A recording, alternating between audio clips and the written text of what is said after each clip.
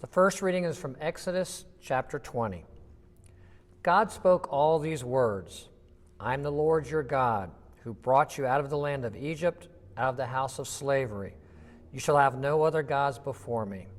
You shall not make for yourself an idol, neither in the form of anything that is in heaven above, or that is on earth beneath, or that is in the water under the earth.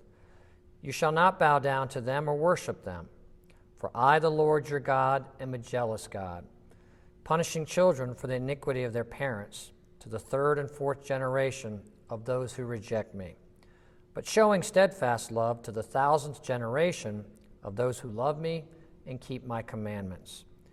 You shall not make wrongful use of the name of the Lord your God, for the Lord will not acquit anyone who misuses his name. Remember the Sabbath day and keep it holy. 6 days you shall labor and do all your work. But on the seventh day is a Sabbath to the Lord your God. You shall not do any work. You, your son or your daughter, your male or female slave, your livestock, or the alien resident in your town. For in 6 days the Lord made heaven and earth, the sea, and all that is in them, but rested the seventh day. And therefore the Lord blessed the Sabbath day and consecrated it.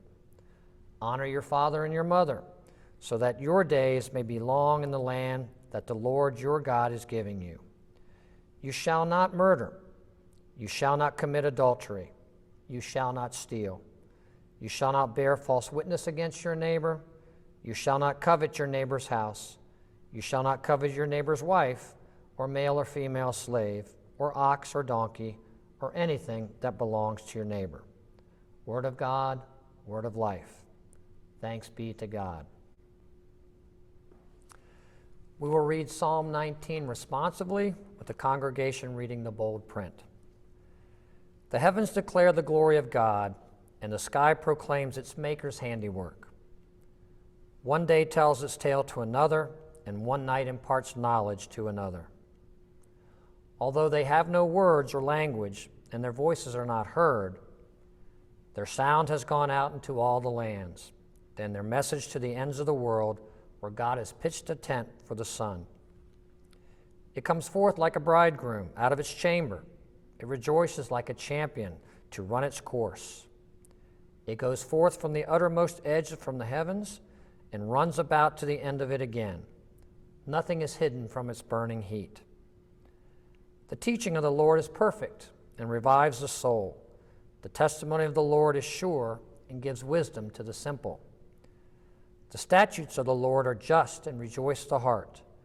The commandment of the Lord is clear and gives light to the eyes. The fear of the Lord is clean and endures forever. The judgments of the Lord are true and righteous altogether. More to be desired are they than gold, more than much fine gold, sweeter far than honey in the comb. By them also is your servant enlightened, and in keeping them there is a great reward. Who can detect one's own offenses? Cleanse me from my secret faults. Above all, keep your servant from presumptuous sins.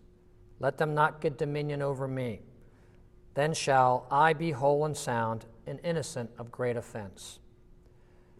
Let the words of my mouth and the meditation of my heart be acceptable in your sight, O Lord, my strength and my Redeemer. The second reading is from 1 Corinthians, chapters 18 through 25. The message about the cross is foolishness to those who are perishing, but to us who are being saved, it is the power of God.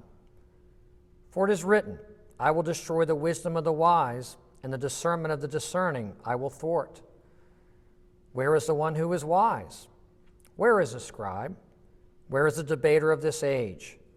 Has not God made foolish the wisdom of the world? For since in the wisdom of God, the world did not know God through wisdom, God decided, through the foolishness of our proclamation, to save those who believe. For Jews demand signs, and Greeks desire wisdom. But we proclaim Christ crucified, a stumbling block to Jews and foolishness to Gentiles. But to those who are the called, both Jews and Greeks, Christ the power of God and the wisdom of God. For God's foolishness is wiser than human wisdom, and God's weakness is stronger than human strength. Word of God, word of life. Thanks be to God.